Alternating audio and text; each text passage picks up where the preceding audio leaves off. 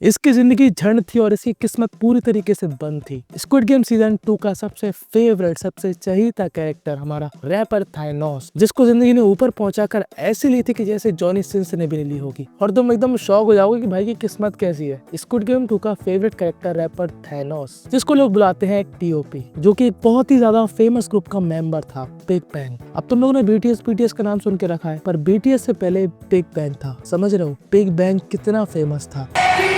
और जैसे टीओपी का नाम है वैसे टीओपी टॉप पर था। मैंने टीओपी के गाने सुने और मुझे कुछ भी समझ में नहीं आया, पर जिस तरीके से जनता पागल हो रही थी उस तरीके से तो ऐसे लग रहा था कि ये बंदा उस समय पर तबाही मचा रहा था। इन लोगों ने एक समय पर 18 सॉन्ग्स रिलीज किए थे, जिनमें से 11 सॉन्ग्स उस समय कोरिया के टॉप चार्ट पर थे। एक दो नहीं, पूरे 11। और इनका जो सॉन्ग, जो कि शायद आपने कभी न कभी सुना होगा, जिसका नाम है बिग बैंग, जिसकी लिपसिंग थानोस ने स्क्विड गेम में भी करी थी, इस वाले सीन में bang bang bang.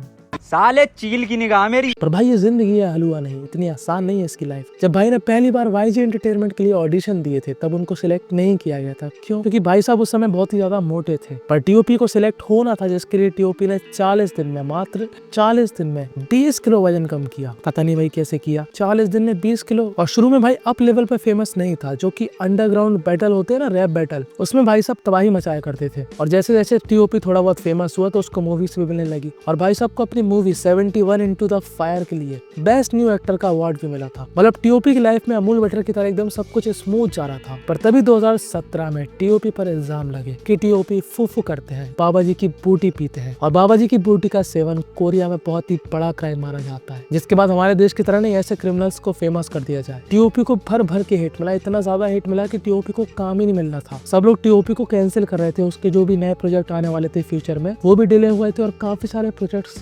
Literally TOP को निकाल दिया गया था। जो ब्रांड्स टीओपी के पीछे पड़े रहते थे, उन ब्रांड्स ने भी टीओपी के खराब वक्त में पीछे मुड़ के भी नहीं देखा। यहाँ तक कि उनके जो शोज होने वाले थे अलग अलग शहरों में, वो भी कैंसिल हो गए थे। मतलब आप लोग समझ रहे हो कि इस बंदे के दिमाग की कैसी चामुदी होगी कि बीसी बस फूफू की वजह से मेरे साथ ये सब हो रहा है। और हमारे देश में तो पता नहीं लोगों के ऊपर कैसे कैसे इल्जाम लगते हैं, जिसके बावजूद भी उनको टीवी शोज में इन्वाइट किया जाता है। ऐसे लोगों को जो लोग फॉलो करते हैं या फिर अपना आइडियल मानते हैं, उनका दिमाग पता नहीं कहाँ पाताल लोक में है।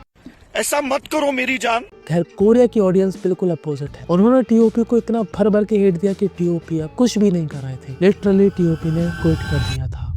पर भाई की किस्मत लेट ही सही पर चमकी। 2017 में गायब हुआ टीओपी अब 2024 में छाने वाला था। टीओपी को साइन कर लिया गया था स्क्विड गेम 2 के लिए, पर डायरेक्टर को मालूम था कि भाई की इमेज खराब है, मैं इतना ज्यादा शो नहीं कर सकता इस बंदे को सबके सामने। इसलिए शो के मेकर ने जब भी स्क्विड गेम 2 का प्रमोशन किया, वो कहीं पर भी टीओपी को साथ में नहीं ले गए, जबकि पूरे साउथ कोरिया को मालूम है कि टीओपी कितना बड़ा नाम है। पर जैसे ही नेटफ्लिक्स में स्क्विड गेम सीजन 2 रिलीज हुआ, टीओपी यानी कि हमारे थानोस रैपर छा गया। भाई ने आग लगा दी, लिटरली आग लगा दी। जैसे ही मैं इंस्टाग्राम खोलूं, टीओपी के एडिट्स, टीओपी के ओल्ड कॉन्सर्ट की क्लिप्स, हर जगह भाई वही उसके कहीं क्यूट एडिट, कहीं उसके ईवल एडिट, उसके ओल्ड कॉन्सर्ट की क्लिप्स, उसके वायरल सॉन्ग, उसका स्टारडम, सब कुछ इंस्टाग्राम पर वायरल हो रहा था। जिससे लोगों को भी एकदम किक सी मिली कि यार ये तो सच में रैपर है और कितना फेमस रैपर है। भाई साहब एक्टिंग भी कर लेते हैं, गाना भी गा लेते हैं, डांस भी कर लेते हैं, रैपिंग भी कर लेते हैं। भाई साहब सर्वगुण संपन्न है, और इतना भयंकर और इतना बेहतरीन कमबैक मैंने आज तक किसी का नहीं देखा। बड़े शुरुआत में एकदम बढ़िया स्मूथली सक्सेस मिली, फिर उसके बाद कुछ ज्यादा ही सक्सेस मिल गई, फिर एकदम धड़ाम से नीचे, और इतना नीचे कि इंसान पाताल लोक में ही घुस गया, और उस पाताल लोक से भाई साहब को बाहर आने में 7 साल लग गए। पर कोई बात नहीं, लेट ही सही पर कमबैक हुआ। और टीओपी यानी कि हमारे थानोस रैपर ने सीरीज में काम करने के कितने पैसे लिए? पूरे के पूरे 1.3 बिलियन